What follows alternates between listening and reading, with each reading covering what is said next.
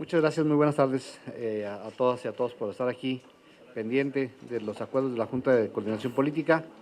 Bueno, pues básicamente yo quiero dar la posición de nosotros en relación con el tema del proceso legislativo, para darle un poco de mayor discusión, de mayor orden a la discusión relacionado con los temas coyunturales que actualmente enfrenta el país en el tema de Iguala principalmente y Tlatlaya, igualmente un tema como lo es el de los derechos humanos en el contexto y en el del nombramiento del nuevo comisionado.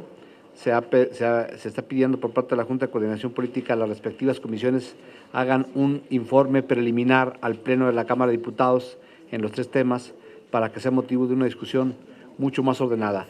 Puede ser la próxima semana que ya tengamos un informe preliminar, puede ser marzo, puede ser jueves, se estarán siendo convocadas las comisiones para que elaboren un informe preliminar al Pleno de la Cámara de Diputados. Esa es una de las partes esenciales. La ley de ingresos se discutirá hoy 5:30 de la tarde en el Senado y hasta agotarse. Vendrá a la Cámara de Diputados con la intención de que mañana jueves sea el punto más importante para su discusión. Se prevé la discusión de la modificación de 2 artículos relacionados con el precio del petróleo, lo que implica también modificar ahí el fondo del petróleo mexicano. Por eso ahí hay que tocar 2 artículos de la ley de ingresos. Básicamente estos serían los temas el tema más importante en la discusión, además de una sesión solemne que tendremos a las 10 de la mañana. Y al respecto, en relación con esta ley de ingresos, se sabe que evidentemente habrá discusión, posiciones de senadores de algunas bancadas que irán en contra, pero se prevé que será aprobada la ley de ingresos de conformidad. Lo aprobó la Comisión de Hacienda de la Cámara de los Senadores, que fue 14 votos contra 1. Si no traía esa proporción de votos en el Pleno, trae una proporción suficientemente amplia como para ser aprobada en esos términos, y se acordó que será en el Pleno de la Cámara de los Diputados, en donde directamente se discutirá sin que vaya a las comisiones. Por una razón legal válida, sencilla, no tendría la comisión, digamos, materia para discutir, porque solamente es la Cámara de Diputados aprueba o rechaza las reformas que hace el Senado de la República. La tendencia es que aprobemos en la Cámara de Diputados y de aquí se vaya al Ejecutivo para su respectiva promulgación, y así estaremos cumpliendo, digamos, en el plazo fatal que establece la ley del 31 de octubre, que aunque es un plazo para el Senado, la haríamos como para el Congreso y quedar en tiempo ya con 15 días para discutir el presupuesto de egresos en la Cámara de Diputados.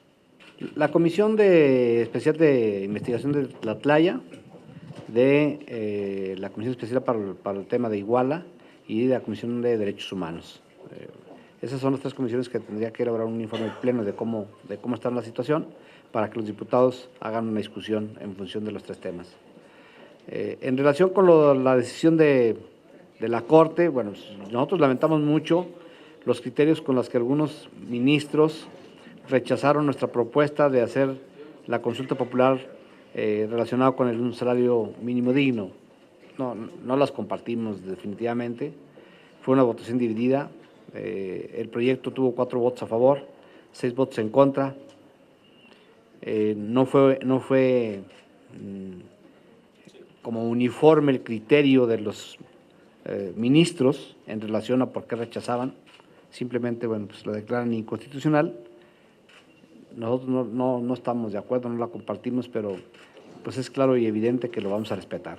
Vamos a respetar la decisión, vamos a simplemente a acatarla, y esa es la posición del partido. No implica eso que no tengamos y sigamos el proceso que hemos iniciado en la Cámara de Diputados a través de una iniciativa para realmente buscar la modificación del salario mínimo. Un proceso que se inició ya en el propio Distrito Federal y que nosotros también aquí con iniciativas que ya presentamos estaríamos no cejando en la lucha por modificar el salario mínimo en condiciones de mayor dignidad para los trabajadores de este país, ¿no?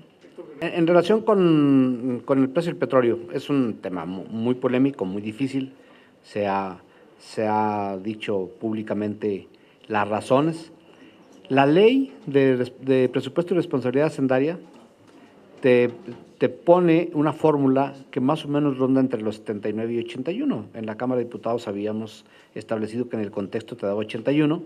Los senadores, en diálogo también con nosotros, han dicho, bueno, vamos a 79, es un precio que acepta también la Secretaría de Hacienda. Ya no moveríamos, el acuerdo es con algunas fuerzas de la Cámara de Diputados ya muy mayoritario, de allanarnos, de aceptar mañana en el Pleno el precio de los $39 por barril. Entonces no habría ya movimiento, aceptaríamos para que se fuera al Ejecutivo así. Claro que hay otras expectativas, hay analistas rigurosos también, ¿verdad?, que no tienen la posibilidad de otros números de la Secretaría de Hacienda en la Cámara, de que pudiera ir más arriba el precio, pero la especulación y el mundo del petróleo en la OPEP y en Estados Unidos arroja como mejor criterio mantener ese precio. Ya también hicimos algunos cálculos, es muy poco, creo que no afectaría a las haciendas públicas estatales y municipales, porque al bajar el precio del petróleo también se baja el precio de las gasolinas importadas y por lo tanto el IEPS que se destina a la compra de gasolinas importadas se queda en el Fondo Federal Participable. Entonces ahí también el equilibrio para las finanzas públicas estatales y municipales no es tan negativo, creemos que lo podemos empatar. Entonces no moveríamos eso, ¿no? Al respecto de la posición, yo pienso que de la Corte, pienso que cada fuerza política tiene que actuar de frente al país de conformidad con lo que se está viendo en la discusión. La discusión es pública en la Corte, se están diciendo, podemos no compartir que es una posición democrática, pero no acatar las decisiones de la Corte es otra vez entrar como a retar al Poder Judicial, que es la instancia que le dimos en este país. El Estado mexicano le da una instancia que es cerrar la puerta. La Corte tiene la facultad de cerrar la puerta en materia de constitucionalidad de leyes. Y si la Corte, que es la instancia que este Estado mexicano, que este país tiene para cerrar la puerta y no la respetamos, entonces es un mal mensaje de democracia principalmente y de legalidad. Esto tiene su proceso legislativo, su promulgación, es un régimen jurídico establecido en donde la Constitución, las leyes y los tratados internacionales son el marco jurídico de este país. Y en ese marco jurídico la Corte cierra la puerta en materia de constitucionalidad, nosotros respetamos. Si hay otro tipo de manifestaciones, tienen que ser juzgadas por la propia sociedad mexicana en relación a cómo actúan en función de una instancia de este país, que es la instancia del sistema máximo, la Suprema Corte, es la Suprema Corte de Justicia. El poder mexicano pues tiene el poder supremo, es el poder legislativo, el poder ejecutivo y el poder judicial. Entonces, si nosotros acudimos a estas instancias y a otras actitudes, simplemente vamos a vulnerar la fuerza moral que tiene la Corte y pienso que hay que respetarla. Mire, empiezo por este último tema tan difícil. Justamente por eso la Junta de Coordinación Política está pidiendo un informe preliminar, porque los diputados que están en las comisiones, en esta especialmente, han estado en contacto con el exgobernador, han estado en contacto con otros funcionarios, van a tener contacto, si no estoy mal, mañana, el lunes, con el procurador Murillo Caram, para saber hasta dónde van las investigaciones. Por eso, la urgencia de un informe preliminar para tener datos que no tenemos el resto de los diputados. Ahora, al respecto de las culpas, bueno, ya sabemos que en la propia Cámara de Diputados ayer se hicieron unas discusiones muy largas acerca de quién tiene la culpa o no tiene la culpa. Aquí lo queremos saber la verdad en el proceso indagatorio, que usted sabe que ya está en manos estrictamente de la Procuraduría General de la República. Si en su momento hubo omisiones, como ya en las comisiones han investigado que hubo omisiones en el proceso, pues también se va a tener que saber quiénes fueron los responsables y qué castigo o sanción son acreedores. Insistimos mucho hasta la saciedad que ahorita lo esencial es que se sepa la verdad en relación con los 43 jóvenes que están por el momento desaparecidos. Si el gobernador interino tiene información precisa acerca de que hay jóvenes vivos en algún lugar, pienso que lo debe de informar con precisión a la Procuraduría General de la República para que la Procuraduría sea quien de manera inmediata investigue. Este tipo de información, si se da a conocer en algún medio, en alguna declaración, yo espero que previamente se haya dado a conocer las instancias correspondientes, porque si no lo que está generando es una gran confusión y eso no le conviene a nadie. Yo como coordinador evidentemente tengo que ser muy respetuoso del tema del proceso de procuración de justicia. No he podido platicar yo con el procurador, pero hasta donde entiendo, gran parte de nuestros diputados en las comisiones coinciden en el gran esfuerzo que está haciendo el procurador, pero también que hubo omisiones, ¿verdad? Si no, esto no hubiera llegado a donde llegó.